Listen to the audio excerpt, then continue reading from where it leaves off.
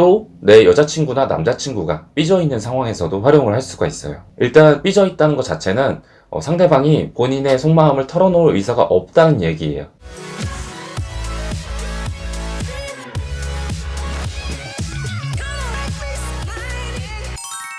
안녕하세요. 매주 일요일 저녁 찾아뵙는 심리학 꿀팁 박량입니다. 여러분, 지금처럼 마주 앉아서 눈을 마주치는 것보다 이렇게 옆에 나란히 앉아가지고 눈을 안 마주치고 이야기하는 게 속마음을 이끌어내는데 더 효과적이라는 거 알고 계셨나요? 이렇게 옆에 나란히 앉으면 얼굴은 잘 못 봐도 속마음은 잘 볼 수가 있게 됩니다. 우리 실생활에서 가끔 써먹을 때가 있겠죠. 그러니까 오늘 요거에 대해서 자세하게 알아봅시다. 여러분, 프로이트 다 알고 계시죠? 그런데 이 프로이트 선생님이 예전에 상담을 할 때 본인은 이렇게 의자에 앉고 내담자, 상담을 받는 사람을 내담자라고 해요. 이 내담자는 앞에 소파에 누워가지고 이렇게 상담을 받게 했던 거 알고 계신가요? 나만 알 것 같아서 이렇게 조심스럽게 물어봤어요.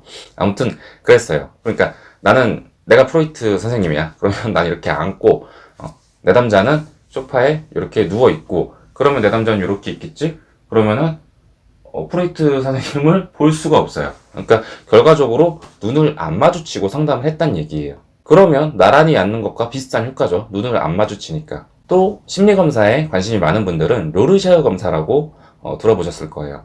아니면 이 이름을 몰라도 그림을 보면 대충 알더라고요. 데칼코마니 같은 그런 그림을 하나 가지고 이 그림에서 뭐가 보이느냐, 요거를 물어보는 검사거든요. 보통 다른 심리 검사는 면대면으로 이렇게 해요. 앞에 보고서 내가 이렇게 검사자면은 검사 받는 사람이 앞에 있어. 앞에서 그러면 이건 어떻게 생각하시고 여기다 체크하시고 이제 이런 식으로 하는데, 로르샤흐 검사만은 안 그래요. 로르샤흐 검사는 내 옆에 앉아요. 그래서 눈을 안 마주쳐요. 그래서 이 그림을 보여주고서 여기서 뭐가 보이시나요? 박쥐. 그럼 난 옆에서 막 쓰고 이런 거거든요. 로르샤흐 검사는 무의식을 알아내는 게 목적이거든요. 그러면은 무의식을 더 잘 알아내려면 눈을 안 마주치는 게 더 효과적이라고 생각해서 이 검사 받는 사람을 옆에다가 두는 거예요. 그러면 왜 마주 앉는 것보다 나란히 이렇게 눈을 마주치지 않고 대화를 하거나 커뮤니케이션을 하는 게 무의식을 이끌어내는데 더 효과적일까요? 첫 번째로 정면으로 바라보는 것은 인간에게 흥분을 유발을 하기 때문입니다.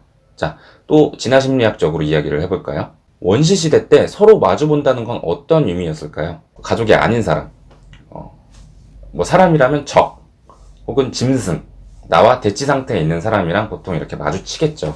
그러면은 이런 상태에서는 나는 마주보면서 상대방을 파악을 해야 돼요. 예를 들어서 이게 나를 공격하는 적이나 짐승이야.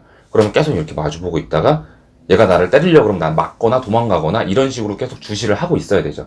그러면 나는 흥분을 하고 있을 수밖에 없어요. 긴장을 하고 있을 수밖에 없고. 그래서 이런 맥락으로 사람은 누군가를 마주보고 있으면 어느 정도 긴장을 하고 흥분을 할 수밖에 없습니다. 두 번째는 인지심리학적인 이유가 있어요. 정면으로 마주보는 행위는 인지 처리를 하나 더 해야 된다는 의미거든요. 상대방의 표정을 읽는다던가 반응을 어떻게 봐서 내가 해석을 한다던가 이런 거는 다 그러니까 인지 처리가 요구되는 그런 작업이죠. 그런데 얼굴을 안 보면 인지 처리를 하나 더 넣은 셈이죠. 그러니까 인지 처리를 하나 생략해도 되죠.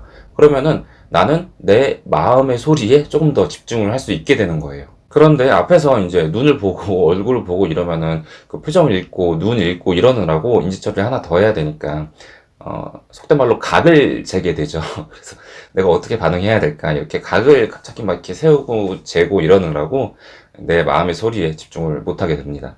그러면은 결과적으로 마음의 소리에 집중을 못하니까 나오는 것도 덜하죠. 그러면 우리는 어떤 상황에서 나란히 앉는 전략을 취해볼 수가 있을까요? 만약에 어떤 내가 물건을 팔아야 되는 영업 상황이라면 앞에서 마주보고 앉는 것보다는 그냥 이 옆에다가 앉고 같이 이렇게 자료를 본다던가 이런 식으로 설명을 하는 게 조금 더 효과적입니다. 또 내 여자친구나 남자친구가 삐져있는 상황에서도 활용을 할 수가 있어요. 일단 삐져있다는 것 자체는 상대방이 본인의 속마음을 털어놓을 의사가 없다는 얘기예요. 내가 이런 것 때문에 너에게 서운하고 화가 났다, 이런 거를 이야기하기 시작하면 물꼬가 트이면서 이제 좀 서운한 감정이 사그라들기 시작하는데, 지금 삐졌다는 거는 애초에 이런 말을 할 그런 의지가 없다, 너 가, 약간 이런 느낌이죠. 이럴 경우에는 자연스럽게 옆에 앉아서, 얼굴 보지 마세요. 보고 싶더라도 보지 말고 옆에 앉아가지고 자, 이런 일이 있으니까 뭐 한번 얘기를 해봐 이러면은 은근슬쩍 이렇게 찔러보면은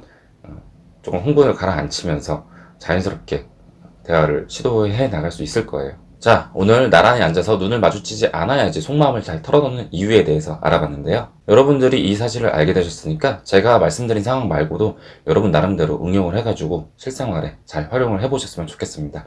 뭐 어떤 성공적인 활용 사례가 있다면 저한테 알려주시면 더 감사하고요. 그러면은 오늘도 도움이 되는 영상이 되길 바라면서 저는 또 다음 주 일요일 저녁에 찾아뵙겠습니다. 그럼 안녕히 계세요.